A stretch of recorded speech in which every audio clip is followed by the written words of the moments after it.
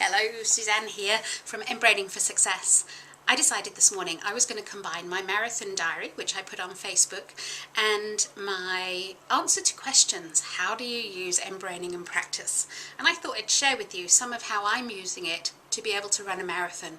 And yeah, you haven't heard wrong. I've signed up to do the Auckland Marathon with 3 colleagues from Unitec in November. We're running for the Blind Foundation, but more importantly, we're running for a great guy called Matt. Jenny's brother, Jenny, who I work with. And Matt is such an inspiration. He's had visual problems for many years, and he's recently been registered blind. He's waiting for his own guide dog. Now, does he give up, sit in a corner, expect to be looked after? No, far from it. He's got his own job, and he's just bought his own house, and he's such an inspiration. We want to say, we're doing this for you, Matt. And many of you will know that I had my own visual problems recently. Minor in comparison to what Matt is facing, and yet it made me realise how precious eyesight was. And so we're honoured to be running for the Blind Foundation, and I will send round sponsorship details later so that you can join us. But for today, I wanted to answer how am I using mBraining in a practical way in my own life to make this happen. Well, anyone who knows me knows running a marathon's quite a challenge. It's setting quite a high goal to achieve. I'm overweight, at least 3 stone overweight, so it's like running with a big backpack on my back. I'm not the fittest person in the world, although 2.5 years ago we did successfully run, Jenny and I, a half marathon for the Hospice West Auckland. So there's some muscle memory in there, hopefully, but it's really feeding back into that, accessing that in a new way. Subsequent to that, I've had major abdominal surgery twice and been running on virtually no iron reserves. So I'm setting myself a big challenge. So when I was asked, would I be part of the team, would I run? What do you think happened? People who know me, you know I'm very head-based. Did I think it through? Did I wonder whether I could? No, surprisingly, I gave an absolute heartfelt response, and my heart just said yes. It was something I had wanted to do for a long time. I don't know why. I want to be able to say I've run a marathon. I want to be able to prove to myself I can do something that is a real stretch physically. And yeah, I want to support Matt and the Blind Foundation. So it was a real heartfelt response. The want, the passion, it was absolutely there. However, when I started talking to other people about what I had done, they thought I was absolutely crazy. So my head decided to start to put doubts, different stories. I can't. What if you don't? What if you injure yourself? All of those wonderful stories the head does so well that are not always helpful. So in an mBraining practice group, I worked through this process of having signed up for a marathon. And the way that I got my head on board and aligned was to allow it to do what it does beautifully, the strategy, the planning. I realized I didn't have a plan. I didn't know how I was going to do it. And so I, the very next day, sat and looked at the web and copied off an 18-week plan for running a marathon as a beginner. Slight problem, they assumed you could run 30 minutes straight off. So I've had to extend that another 10 weeks ahead of that, the pre-training schedule. And we're all now in about week 5 or 6. And this morning, yay, I ran 28 minutes without stopping. So I'm on schedule to be able to pick up that 18-week plan and hopefully on schedule to run the marathon. So the head, I had to let it do its planning, its strategy. It had to come to the party. It had to know that it was doing the how. And it's done that, and I thank the head for doing that. The other thing I've done in the head is actually change the story, change the words, change the thinking. So I now say to myself, I am training for a marathon. I am a runner.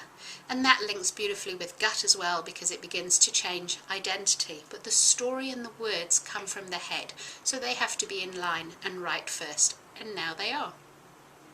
So that leaves me to, I have this wonderful heartfelt response. I really want to do this. I have the head in place with a plan, knowing how. Did I get up that first week out of bed early? Because it's winter here in New Zealand now, so it's dark before I leave for work and it's dark when I get home. So the only real chance to run is first thing in the morning. I get up about 6:15. Did I get out of bed that first week? No. So my gut still wasn't on board. So I had to do some extra work talking to my gut. What did it need? How could it come to the party too and give me that motivation? It's not a courage issue for me. I know I can do it. If I set my mind to something, I've got that strength, that courage. That's not a problem. It was the motivation to get out of bed. And what I had to do was negotiate between my gut and my head that moment when you wake up. And I wake up and I glance at the clock and I see it's 10 past, 6:15. Perfect timing. I've woken naturally. I've not disturbed my sleep. In that moment of seeing the clock, I have to start to flick the quilt away and get out of bed before my head can begin to have the conversations about, maybe just today I'll stay in. I'm quite comfortable. Maybe no, it wouldn't really matter to the whole plan if I didn't get out today. So I have given my gut permission in that first moment to literally spring me out of bed so that any of the conversations that happen in the head happen after I'm up. And by then I can rationalize them and say, but I'm up already. I've already made that decision. I'm already out of bed. I might as well go anyway.